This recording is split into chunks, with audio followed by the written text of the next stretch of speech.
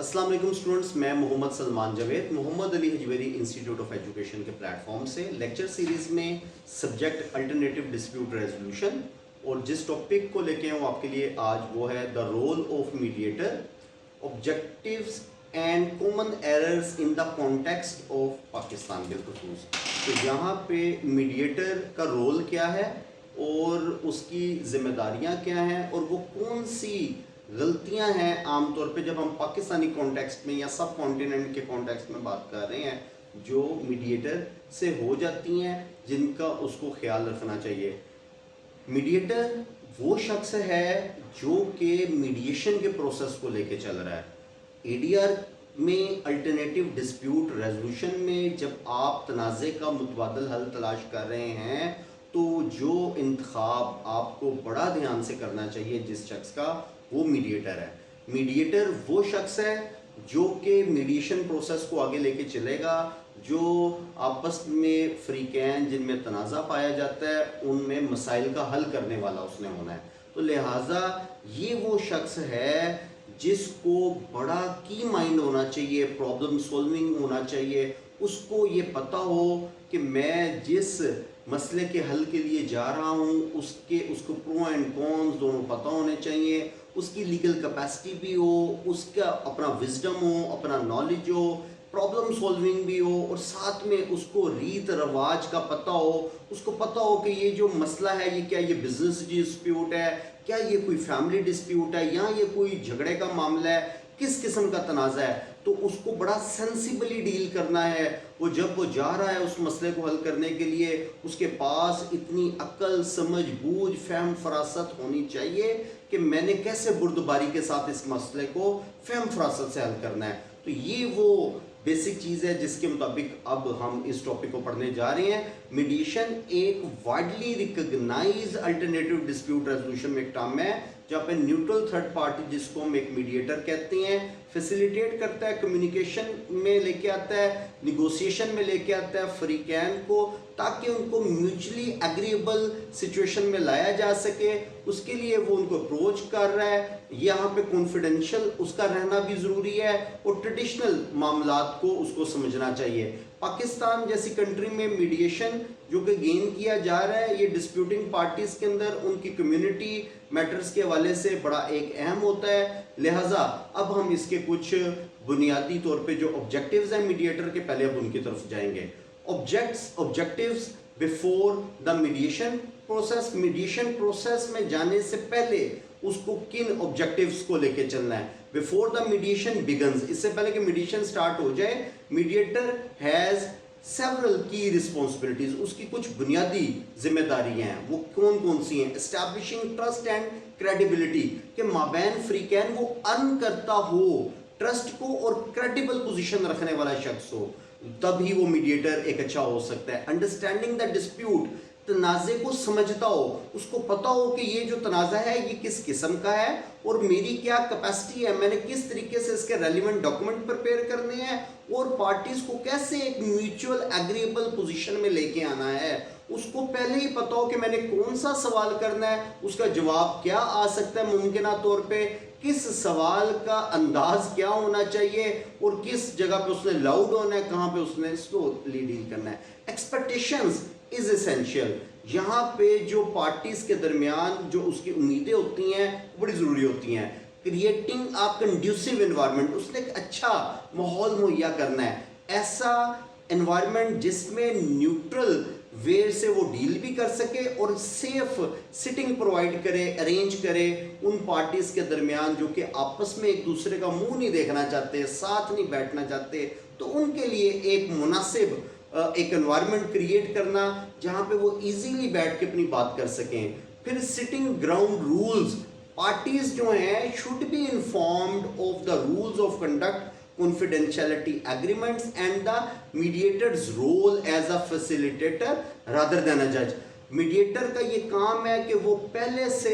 Sitting पे बैठने से पहले वो जो झगड़ालू पार्टीज हैं उनको बता दे कि भाई उसका जो रोल है बेसिकली दोनों फ्रीकैन के दरमियान तनाज़े को ख़त्म करने का है। वो वहाँ पे जज बन के नहीं आ रहा, वो अपना फैसला सुनाने नहीं आ रहा, बल्कि वो वहाँ पे उनके दरमियान जो रोल है उसको क्लैरिफाई करने आ रहा है, और जो उनकी उम्मीदें हैं वो भी उसने पहले बताना है कि आपको मेरे से कितनी उम्मीद लगानी चाहिए और किस किस्म की उम्मीद लगानी चाहिए। तो फ्री कैन के दरमियान जो बेसिकली लिटिगेशन है उसको हल भी करना है और मीडिएशन को अलाइन भी करना है। एक्सपेक्टेशंस बड़ी मुनासिब रखनी है, बड़ी हाई एक्सपेक्टेशंस के साथ। अगर कोई फ्री आ रहा है तो शायद वहां पे सामने जाके वो बात ना बन सके जो घर से आप सोच के गए थे, लिहाजा एक्सपेक्टेशन को लो लेवल पे लेके आना भी मीडिएटर का काम है। Objectives during the mediation process, क्या क्या ऑब्जेक्टिव्स हो सकते हैं during mediation? The focus shift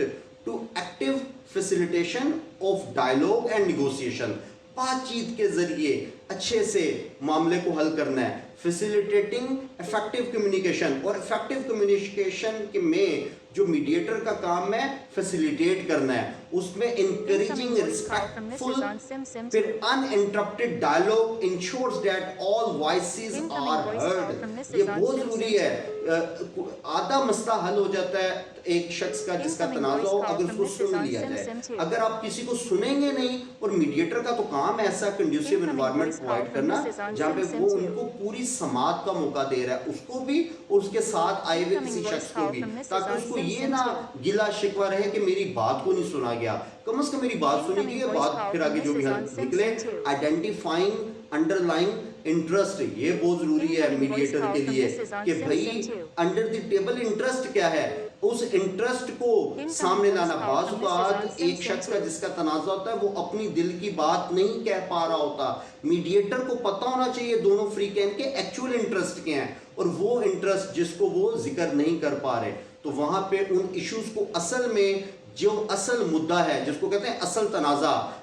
जो कि आप में वजह अनाद है, बोन ऑफ कंटेंशन है, उसको सामने ला के हल करना। Managing emotions and tension, mediator का ये भी बड़ा एक अहम रोल है कि वो जज्बात और टेंशन को मैनेज करे, अपने भी और फ्री कैन के भी, ताकि एक अच्छा एनवायरनमेंट हो, कंस्ट्रक्टिव एनवायरनमेंट हो जिसमें कोई फ्रूटफुल रिजल्ट सामने आ सके। एक्सप्लोरिंग क्रिएटिव सॉल्यूशंस, यहाँ पे मीडिएटर का काम है कि वो क्रिएटिव सॉल्यूशन एक्सप्लोर करे। जब बातचीत चलती है मुतनाज़ा फ्री कैन के माबैन, तो जरूरी नहीं है कि जो बात का फैसला या अंदाज आप घर से लेके चले हैं आगे भी वही हो, तो मौके की सिचुएशन के हिसाब से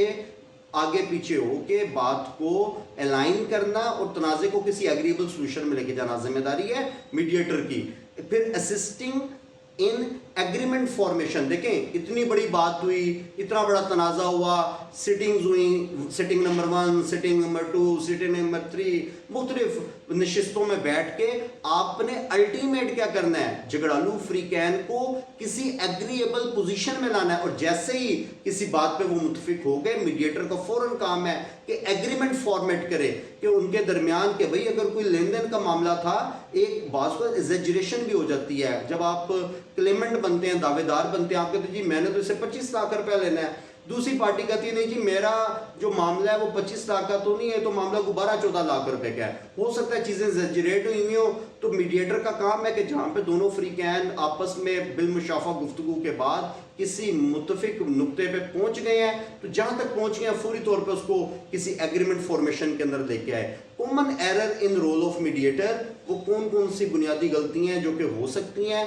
उसकी तरफ से, मीडिएटर की तरफ से, जो कि उसकी इंटेग्रिटी को कॉम्प्रोमाइज कर सकती हैं और मीडिएशन प्रोसेस को भी सबोताज कर सकती हैं। तो ये कॉमन एरर्स में जो शामिल है, नंबर 1 पे लॉस ऑफ न्यूट्रलिटी, जो सबसे बुनियादी काम था मीडिएटर का वो न्यूट्रल रहना था, गैर जानिबदार रहना था, बेजा दबाव में नहीं आना था किसी के। तो अगर एक एग्जांपल ले लेते हैं हम, अगर कोई एक ऐसा किसी दो भाइयों के दरमियान कोई तनाज़ा पाया गया, अब अगर मीडिएटर आया, वो ख़ानदानी ज़राए से कोई एल्डर आ गया, कोई बड़ा आ गया, अब अगर एक ख़ानदानी ज़राए से कोई बड़ा आके मीडिएशन प्रोसेस में आया और एक बड़े भाई के साथ आके उसके साथ बैठ गया, तो जो छोटा भाई है वो पहले गिल्ट फील करेगा कि ये जो हमारे खानदान का बड़ा है इसने तो मेरे पहले एल्डर ब्रदर को फेवरेटिज्म करार दे दिया, उसके साथ आके बैठ गया है। उसको चाहिए था वो न्यूट्रल वे अडॉप्ट करता और सामने बैठाता दोनों को, खुद एक साइड पे बैठता, ताकि उसमें कॉन्फिडेंस आता कि न्यूट्रल वे है। अच्छा, फिर इन एडुकेट प्रिपरेशन, ये बहुत ज़रूरी है एक मीडिएटर के लिए कि जिस मीडिएशन प्रोसेस में वो दाखिल हो रहा है वहाँ पे उसके लिए पहले वो काफ़ी तैयारी करके जाए, उसको पता होना चाहिए इशू है क्या। भाई आप जो एक पंचायत के अंदर सरबराह के तौर पे पहुंच गए हैं वहाँ पे मसले को हल करने के लिए, तो आपको पहले से दोनों फ्री कैन को इंडिविजुअल सुन लेना चाहिए था, आपको तनाज़े का पता होना चाहिए था, और आपको अपनी कैपेसिटी का भी पता होना चाहिए कि क्या आपकी कैपेबिलिटी कैपेसिटी ये है कि आप इस तनाज़े को फ्रूटफुल वे में जाके हल कर सकेंगे कि नहीं। इसी तरीके से मजीद अगर हम आगे बढ़ जाएं तो फिर मिस मैनेजिंग कम्युनिकेशन, ये बहुत प्रॉब्लम आ जाती है, जहां पे अगर कोई वन पार्टी डोमिनेट कर रही है कन्वर्सेशन पे और आप उसको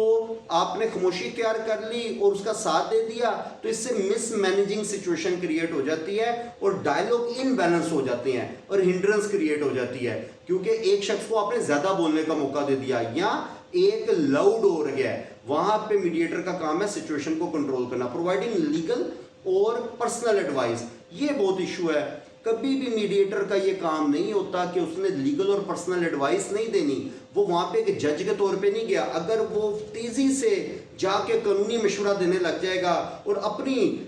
एडवाइस शामिल कर लेगा तो वो प्रॉब्लम क्रिएट हो जाएगी। दोनों फ्री कैन की बात आपने सुननी है, उनको सुन के पहले उनसे पूछना है कि आप इसके बारे में क्या चाहते हैं, और फिर उनको बड़ी एहतियात के साथ असिस्ट करना, जजमेंटल नहीं होना। ये उसमें अगर वो करेगा तो फिर एरर आ जाएगी। फिर रशिंग टुवर्ड्स रेजोल्यूशन, ये मीडिएटर का काम नहीं है कि वो घोड़े पे सवार होकर तेजी से अपना फैसला सुनाने की तरफ बढ़े, नहीं, उसका काम है तहम्मुल बुर्दबारी के साथ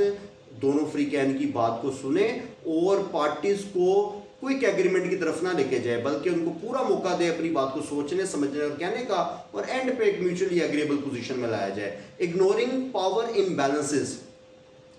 फिर failing to recognise and address power dynamic can result in one party imposing an unfair solution on the other. अगर एक पार्टी को आप फेवरेट करार दे रही है या वहाँ पे आप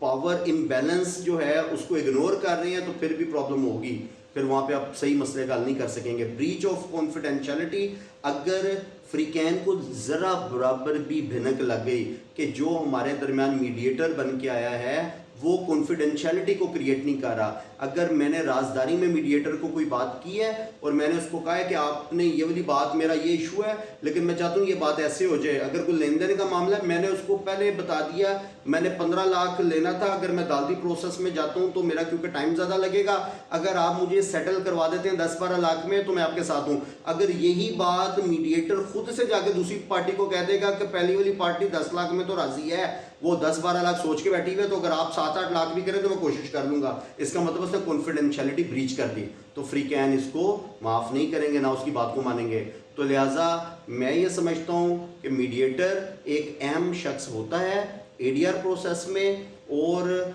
इसके ऊपर आपको बिल्कुल कॉम्प्रोमाइज़ नहीं करना और आपको उसके बारे में, उसकी पूरी कैपेसिटी के बारे में पता होना चाहिए, तभी आप इस लेक्चर को और मीडिएटर का जो रोल है उसकी कॉमन एरर्स को बेहतर तौर पर समझ सकेंगे। उम्मीद करता हूँ ये लेक्चर आपको समझ आया होगा। अगर कोई प्रॉब्लम हो तो MH इंस्टीट्यूट ऑफ एजुकेशन मौजूद है आपकी रहनुमाई के लिए। शुक्रिया, जज़ाकल्लाह।